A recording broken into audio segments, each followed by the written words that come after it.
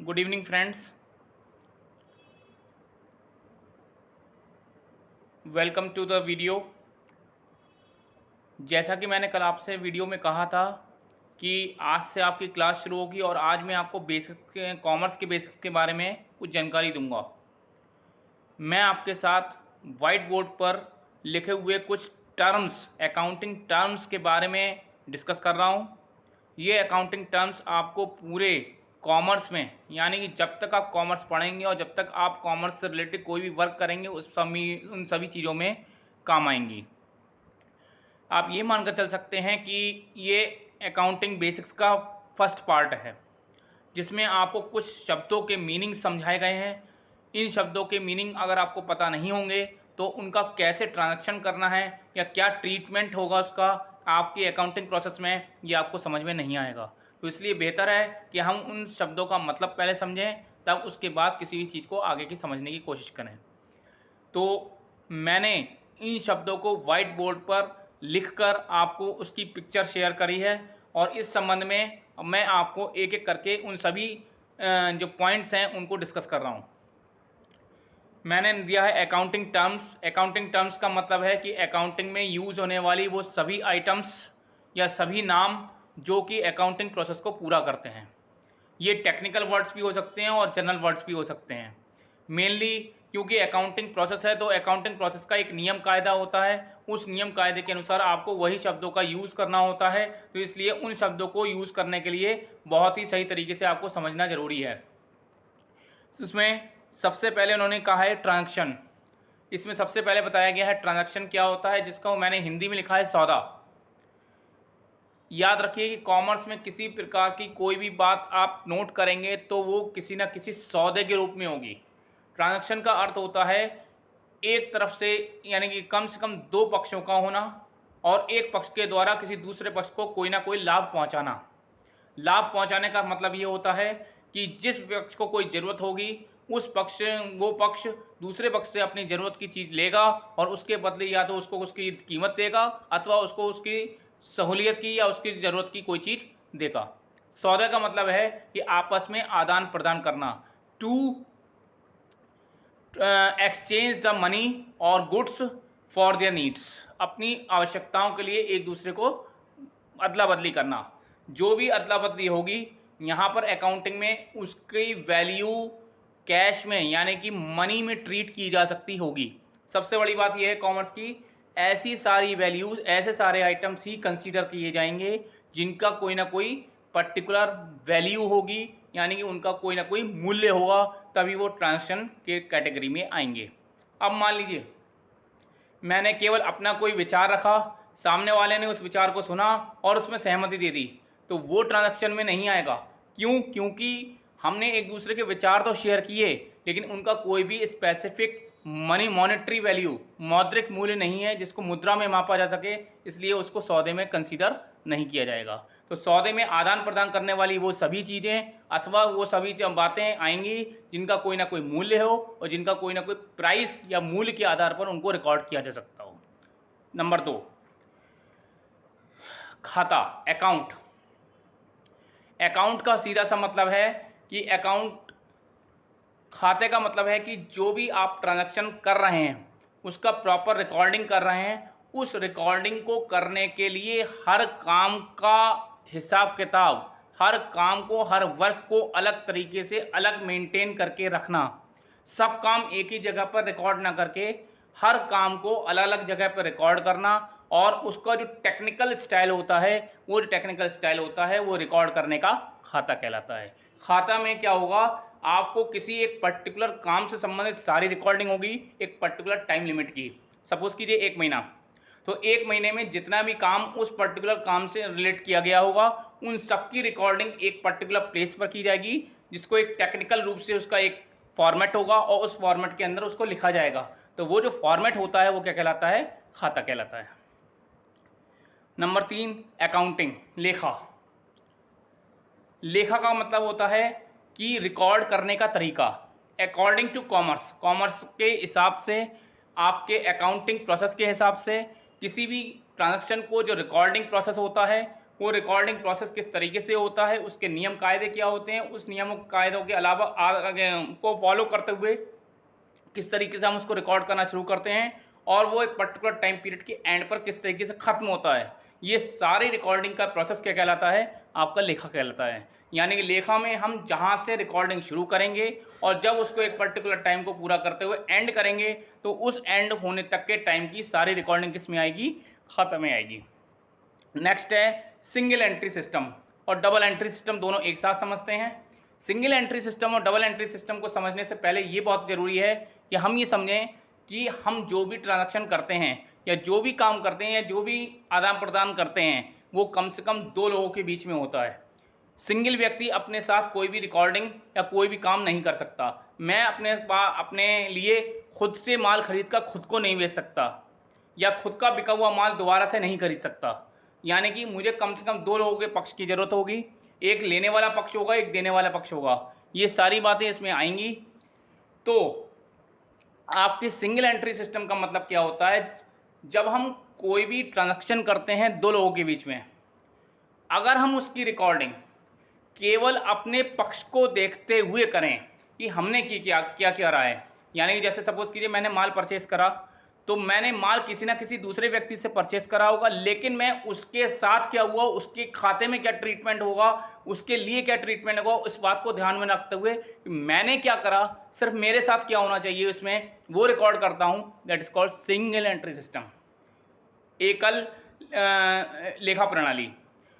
Double entry system में क्या होगा, मैं दोनों पक्षों को रिकॉर्ड करूँगा, क्योंकि कॉमर्स कहती है कि कोई भी अगर ट्रांजैक्शन होगा तो उसमें दो काम हुए होंगे, एक तरफ लिया गया होगा, दूसरी तरफ दिया गया होगा। जब लिया और दिया दोनों के दिया गया होगा तो हम ये कैसे मान, अगर हम लेने वाले पक्ष हैं, मान के चलते हैं हम लेने वाले पक्ष हैं, तो उस केस में मैंने अगर कोई चीज़ ली तो वो किससे ली ये भी मुझे पता होना चाहिए भविष्य के रिकॉर्ड के लिए। तो उस केस में क्या करना चाहिए, मुझे केवल ये बात का रिकॉर्डिंग मेरे लिए पर्याप्त नहीं है कि मैंने लिया, बल्कि मुझे ये बात भी देखनी जरूरी होगी कि मैंने वो चीज़ किससे ली।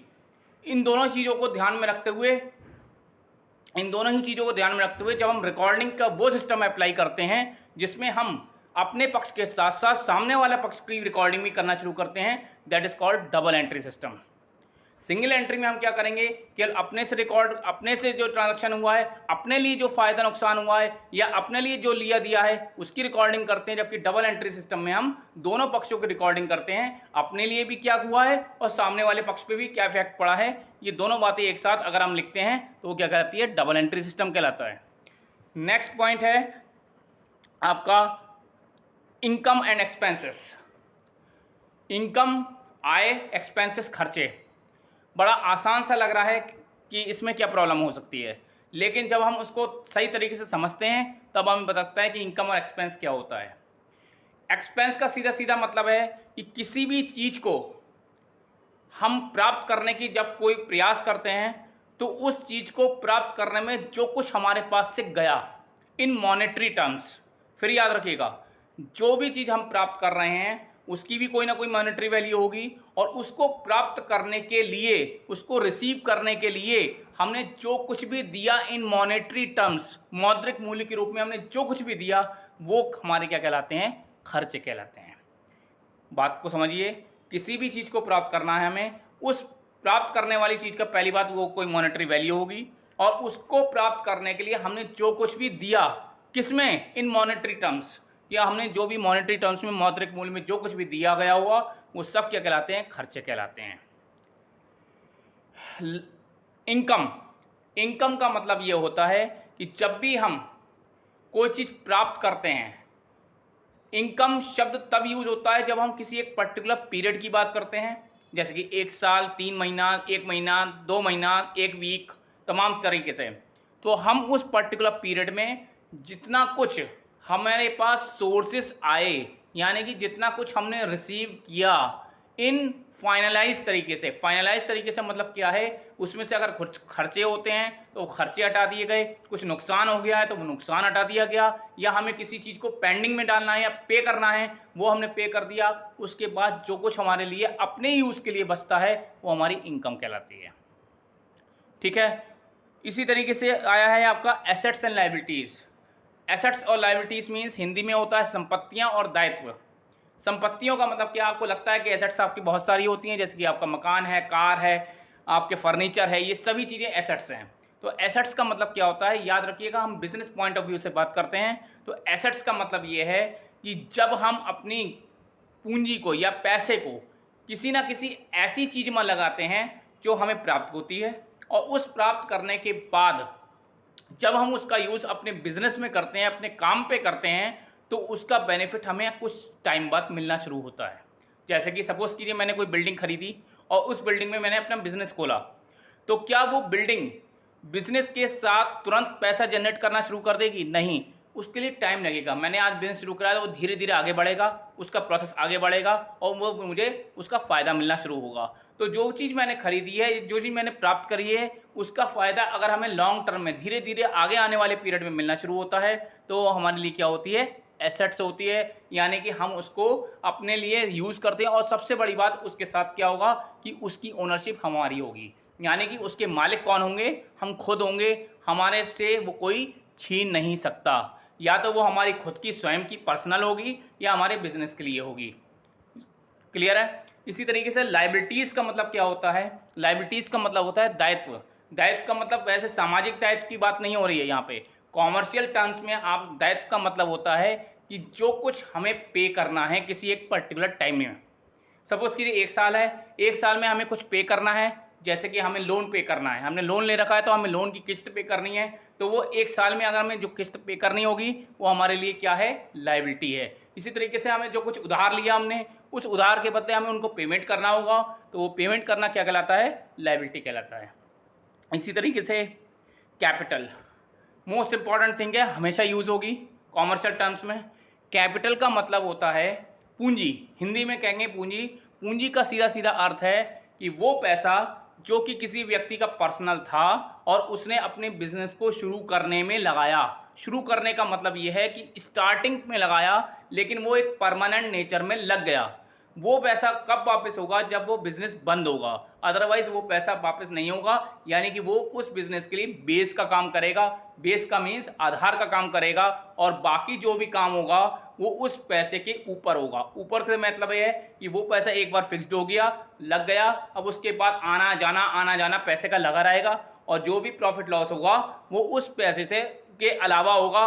अगर हमने उस पैसे का यूज़ करना शुरू कर दिया बिजनेस की रेगुलर एक्टिविटीज़ में, तो इट मीन्स कि हमारा बिजनेस लॉस में जा रहा है, और हमने वो पैसा जो हमने परमानेंट नेचर में लगाया था, जो कि हमें कब मिलना था, जब या तो बिजनेस बंद हो जाता या हम उसको किसी को ट्रांसफ़र कर देते, तब उस केस में मिलना था, लेकिन वो हमें बीच में ही लगाना पड़ रहा है, यानी उसका हमें यूज़ करना पड़ जा रहा है। तो उस केस में वो क्या हो गया, हमारे लिए लॉस की विषय बन जाएगा, यानी कि हमारी कैपिटल कम होने लगेगी। तो वो कैपिटल का मतलब क्या है, कैपिटल एक रकम है जिसको बिज़नेस शुरुआत करने में लगाया जाता है, और वो बिज़नेस शुरुआत करने के बेस का आधार का काम करती है, और उस आधार के ऊपर ही पूरी बिज़नेस की एक बिल्डिंग खड़ी होती है, जिसमें हम लगातार उत्तरोत्तर वृद्धि यानी कि उसको एक्सपेंड करते रहते हैं, धीरे धीरे बढ़ती रहती है।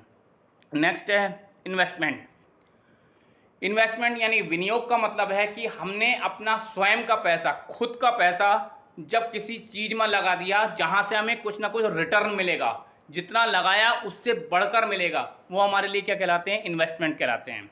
जैसे कि हमने किसी शेयर में पैसा लगा दिया या किसी सट्टे में पैसा लगा दिया, हम किस एक्सपेक्टेशन में लगा रहे हैं, हालांकि सट्टा गैर कानूनी है, लेकिन हमने मान लीजिए उदाहरण के तौर पर मैं समझा रहा हूँ कि हमने उसमें पैसा लगा दिया, हम किस एक्सपेक्टेशन में पैसा लगा रहे हैं कि वो पैसा हमें बढ़कर मिलेगा। वो जो बढ़ा हुआ बात है, जब हम उसको कानूनी रूप से काम कर रहे हैं, और कानून की दृष्टि से देखें, जैसे हम बैंक में पैसा जमा करते हैं, बैंक में पैसा जमा करने के बाद हमें क्या मिलता है, ब्याज मिलता है, इंटरेस्ट मिलता है। वो उस पैसे से जितना लगाया उससे ज़्यादा का रकम होती है, तो वो जो रिटर्न मिलता है वो क्या कहलाता है, हमारा इंटरेस्ट या इनकम कहलाती है। दूसरी चीज़, वो जो पैसा हमने लगाया वो क्या कहलाता है, हमारा इन्वेस्टमेंट कहलाता है, जो एक पर्टिकुलर टाइम लिमिट के बाद उसको रिटर्न देना शुरू कर देता है। इसी तरीके से profit and loss. Profit and loss का मतलब ये है, जैसा कि मैंने बताया था, किसी भी चीज़ को प्राप्त करने के लिए हमें कुछ ना कुछ खर्चे करने पड़ते हैं। तो याद रखिए, जब हम बिज़नेस कर रहे होंगे तो उस बिज़नेस में हमारी कुछ ना कुछ इनकम हो रही होगी, चाहे वो सेल से हो या किसी अदर तरीके से हो, और उस बिज़नेस को चलाने के लिए हमें कुछ ना कुछ खर्चे करने पड़ रहे होंगे। तो जब किसी भी चीज़ को कमाने के लिए हमें कुछ खर्चे करने पड़ते हैं, तो हमारे पास जितना कुछ मिला हमें, उसमें से हमने जितना खर्च कर दिया, वो खर्च करने के बाद जो एक्स्ट्रा पैसा बचा, वो हमारे लिए क्या है? प्रॉफ़िट कहलाता है, लाभ कहलाता है। जैसे कि सपोज़ कीजिए मुझे 100 रुपए मिले और उस 100 रुपए के प्राप्त करने के लिए मुझे 20 रुपए खर्च करने पड़ गए, तो मुझे मिले कितने? 100 रुपए, लेकिन खर्च कितने कर दिए मैंने? 20 रुपए। तो वो जो एक्स्ट्रा पैसा बचा मेरे पास, सॉरी 20 रुपए खर्च कर दिए, तो वो जो मेरे पास 80 रुपए बचे, तो वो मेरे लिए क्या हुए? प्रॉफ़िट हुआ। या इस तरीके से मैं दूसरी बात कर लूँ कि मैंने 100 रुपए कमाए, 100 रुपए मुझे मिले, जबकि मुझे 80 रुपए खर्च करने पड़ गए उसके लिए, तो मुझे प्रॉफ़िट कितना हुआ? 20 रुपए का हुआ। तो यानी कि जो मुझे मिला और उसके बदले मैंने जो खर्च कर दिया, वो सब कुछ माइनस करने के बाद जो बचता है, वो प्रॉफ़िट होता है। अगर इसका रिवर्स कर दें, तो मान लीजिए जो कुछ खर्च करा, वो जो हमें मिला उससे ज़्यादा हो गया, तो वो बचा हुआ क्या हो गया? लॉस हो गया। जैसे कि सपोज़ कीजिए मैंने 100 रुपए प्राप्त किए, लेकिन उसके लिए मुझे 120 रुपए खर्च करने पड़ गए, तो वो जो 20 रुपए मुझे ज़्यादा खर्च करने पड़ गए, एक्सेस खर्च करने पड़ गए, वो मेरे लिए क्या हो जाएगा? लॉस हो जाएगा। इसी तरीके से purchase and sales. Purchase and sales का सीधा सा मतलब है कि परचेज का मतलब है कि कोई भी वस्तु या कोई भी चीज़ हम जो खरीद रहे हैं, जिसके बदले हम कुछ ना कुछ मॉनेटरी वैल्यू पे कर रहे हैं और उसकी ओनरशिप हमारे पास ट्रांसफ़र हो जा रही है। दो बातें होंगी परचेज में, जो चीज़ खरीदी है वो ट्रांसफ़र हो जाएगी और उसकी साथ में ओनरशिप ट्रांसफ़र हो जाएगी, यानी कि उसका मालिकाना हक वो किसको मिल जाएगा? मुझे मिल जाएगा, या अगर मैं खरीद रहा हूँ, या जो भी व्यक्ति खरीद रहा है उसके पास वो उसका अधिकार आ जाएगा और उसके बदले उसने उसके लिए क्या करा होगा?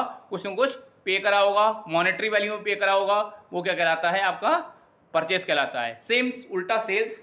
सेल्स में क्या होगा कि जो कुछ आपके पास है वो आपने किसी दूसरे को दे दिया होगा, ट्रांसफ़र कर दिया होगा, उसकी ओनरशिप ट्रांसफ़र हो गई होगी, साथ में उसके बदले उसकी प्राइस आपको मिला होगा, उसका कुछ ना कुछ मूल्य मिला होगा, वो आपके लिए क्या कहलाती है? सेल कहलाती है। इसी तरीके से कॉमर्स। कॉमर्स और ट्रेड और बिजनेस, ये तीनों चीज़ें एक दूसरे से लिंक हैं। इसके बारे में अभी बात करते हैं। Cash and credit. Cash and credit का मतलब क्या है? नगद और उधार। नगद का मतलब होता है कि जब भी हम कोई सौदा करते हैं और उस सौदे में कैश का काम तुरंत हो जाता है, अर्थात दोनों पक्षों से दोनों का जो काम है या दोनों का जो कर्तव्य है वो अपना अपना पूरा कर देते हैं, तो वो कैश ट्रांजैक्शन होता है। जैसे कि मैंने किसी सब्जी वाले से सब्जी खरीदी, मुझे क्या मिलने गया? तुरंत सब्जी, और उसके बदले मैंने उसको क्या दे दिया? उस सब्जी का मूल्य दे दिया, तो ये दोनों पक्षों से अपना अपना काम पूरा हो गया। वो क्या कहलाता है? नगद कहलाता है। जब दोनों ही पक्ष अपना अपना कार्य पूर्ण कर देते हैं। उधार का मतलब क्या है? किसी ना किसी एक पक्ष का काम अभी बाकी हो।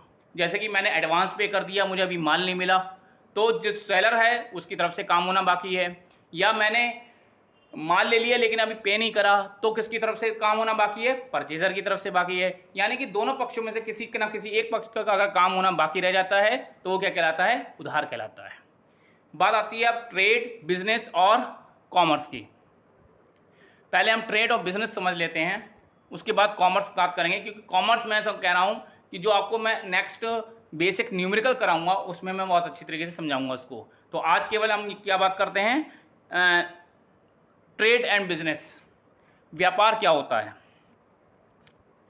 व्यापार का मतलब है, देखिए व्यापार और बिजनेस को बड़ा ही एक जैसा माना जाता है। हिंदी में क्या मतलब है? ट्रेड का व्यापार, और इंग्लिश और बिजनेस का हिंदी मतलब है व्यवसाय। दोनों ही एक दूसरे के पूरक समझ लिए जाते हैं, बिल्कुल एक जैसा मान लिया जाता है। लगभग लगभग काफ़ी हद तक मिलता जुलता होता भी है, लेकिन कुछ ना कुछ बेसिक डिफरेंस है। ट्रेड में जो आपका केवल मेन एक्टिविटी का ट्रांजैक्शन है, जैसे कि कोई चीज़ खरीदना और बेचना।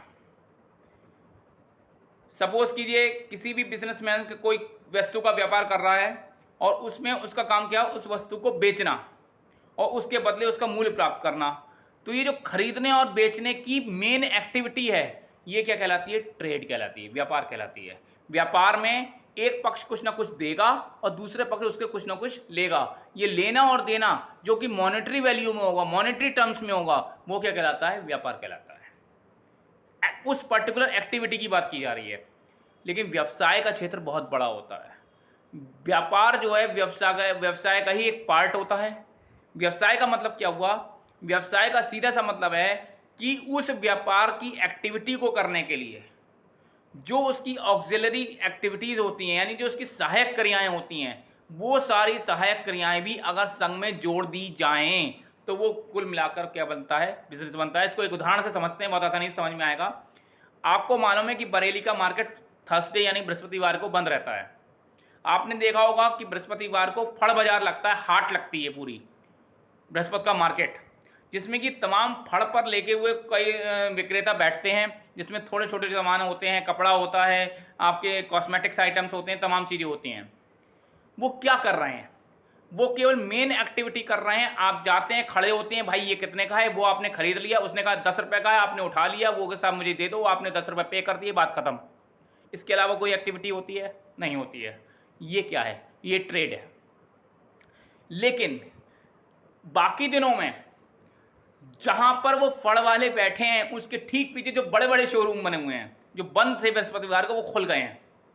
आप उनके अंदर जाते हैं, आप उनके अंदर जाकर केवल और केवल खरीदना और बेचने का काम नहीं हो रहा वहाँ पे और काम भी हो रहे हैं।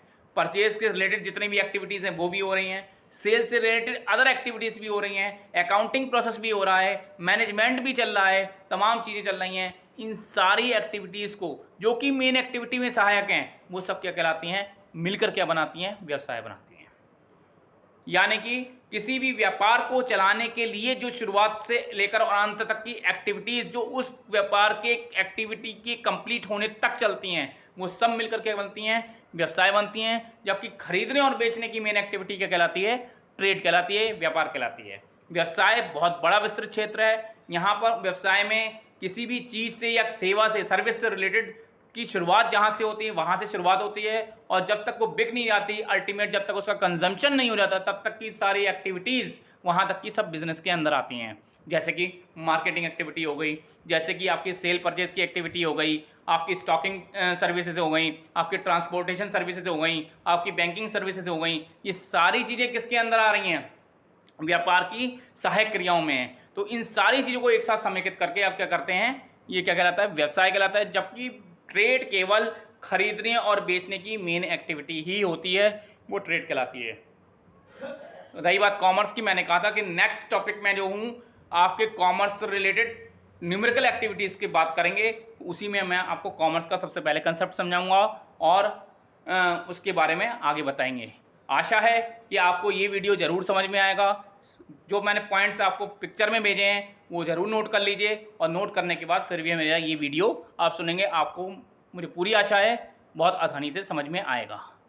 नेक्स्ट वीडियो के लिए हम फिर बात करेंगे। तब तक के लिए थैंक यू।